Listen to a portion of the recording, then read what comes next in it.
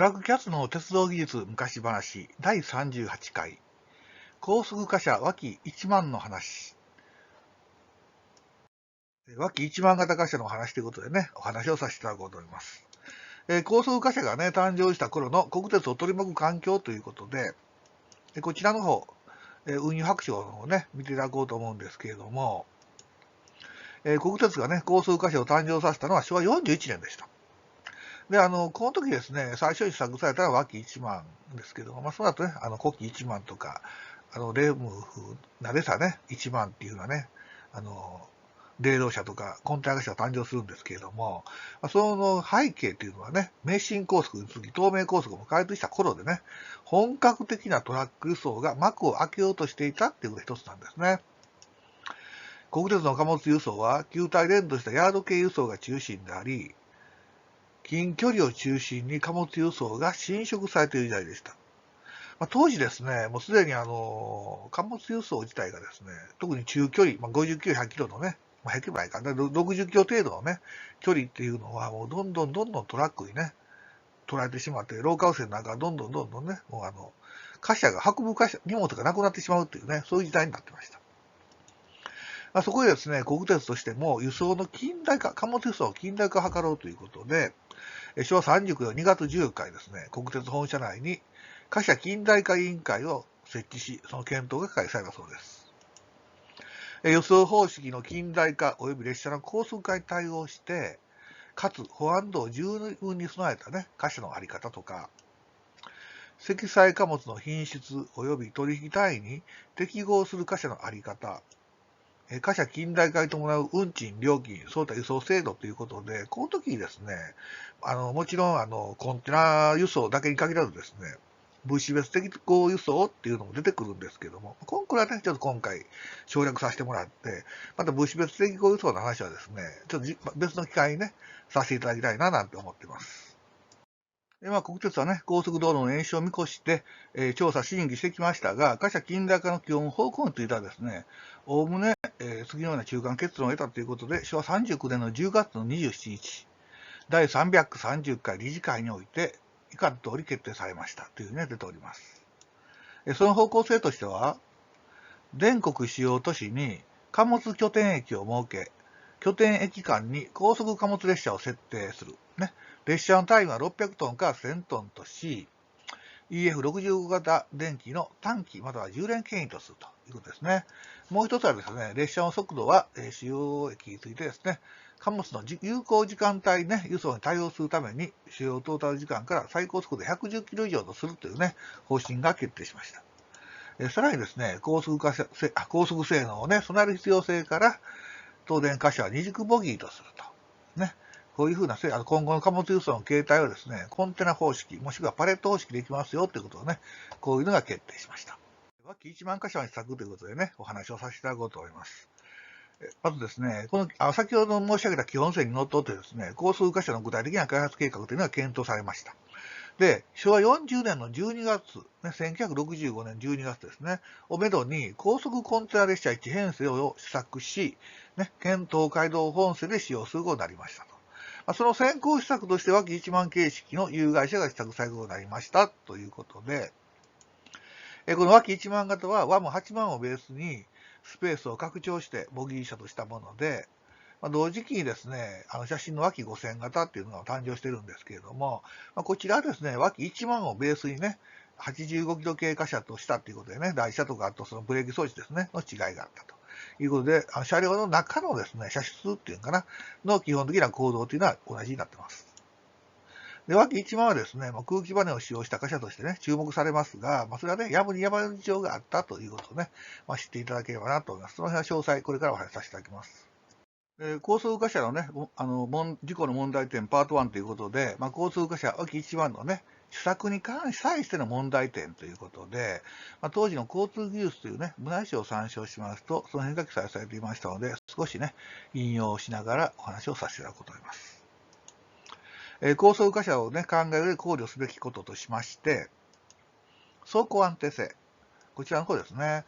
貨車は積空の差が大きく、旅客車であればね、空車重量との差は 1.6 倍程度であるが、貨車の場合はですね、3倍以上になるため、どちらに合わせるかという問題と、一般貨車の連結機中心レール面上側の高さは基準が決められており、荷重に合わせるための適切なバネ定数、もしくはダンパーなどの併用が望まれるが、いずれにしても下記の基準を守る必要があるということで、空車時はですね、最低835ミリ、ね、積車時最低790ミリという制限がされているため、施策された貨車脇1万はですね、空気バネにより積空に関わる高さを一定するようになりましたということで、実はですね、後で出てくるんですけれども、脇1万、試作車の時はですね、バネと空気バネと両方ね、コイルバネと空気バネ、両方実は試作台車作られてました。でも最終的にですね、こういうふうな条件ですね、制約がありますので、空気バネにしたというようなね、経緯があるようです。高速貨車脇1番のね、試作に関しての問題点ということでお話をさせていただこうと思うんですけれども、ブレーキ装置ですね。こちらの方が、自動車もそうですけども、高速で走るよりもね、確実に止まることが重要視されます。特に鉄道の場合は、非常ブレーキをかけてから600メートル以内にね、停止することっていうのが絶対条件とされていますので、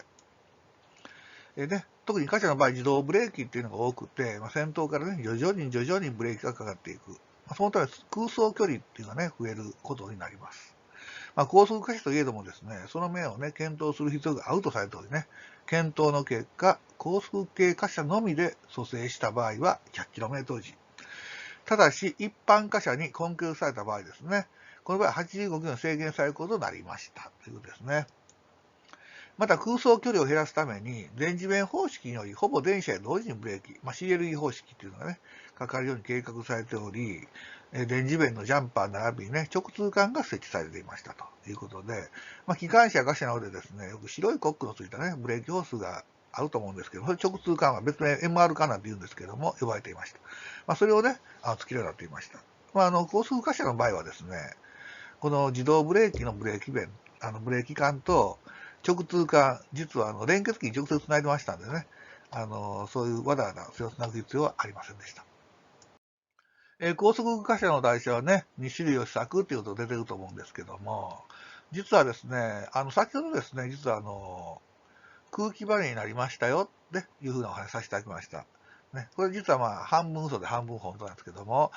実はですね、国で比較検討のために、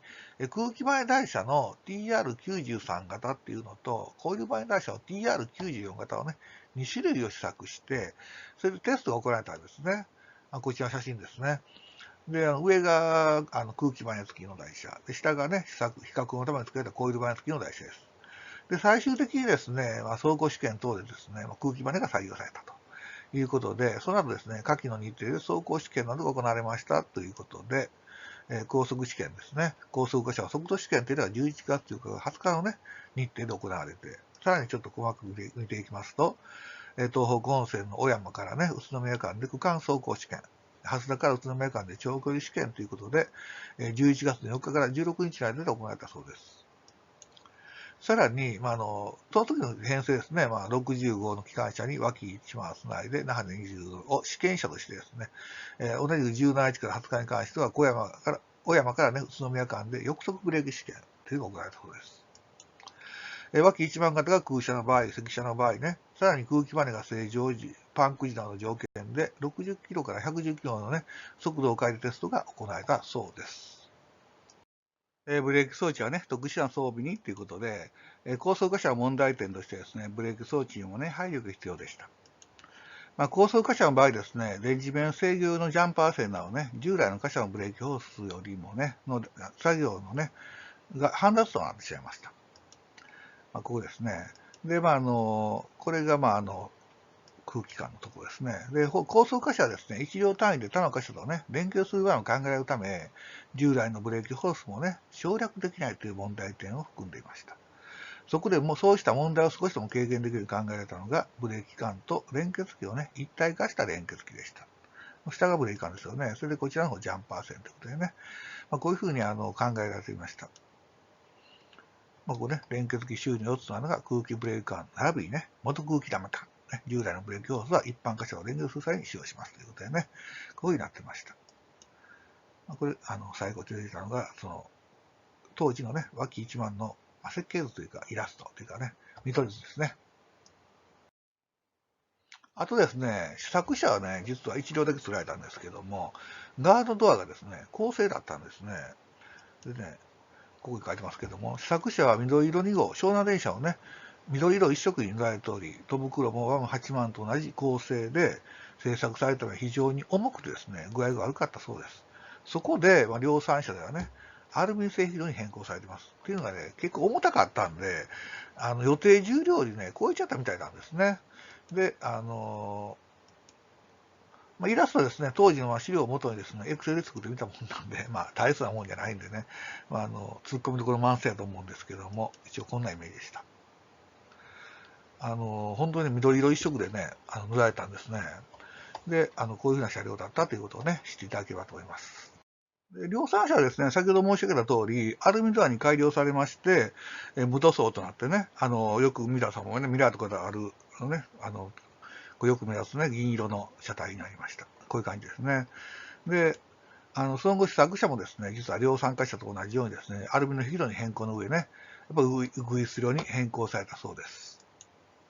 ですね、脇1万の作車を経てですね、量産型の脇1万が製造されますが、呼吸1万に相当するね、ワサフ1万なる形式はね、誕生していません。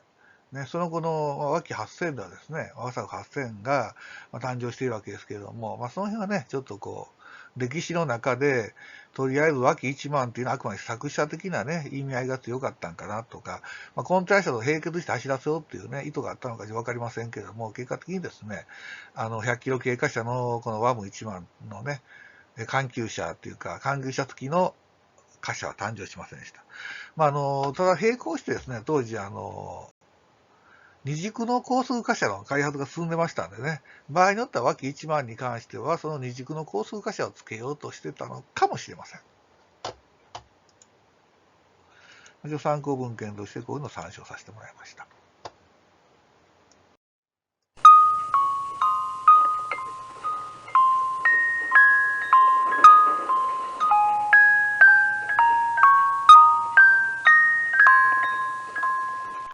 最後までご覧いただきありがとうございました。次回は客車暖房が電気による方法で検討された頃ということでお話をさせていただこうと思います。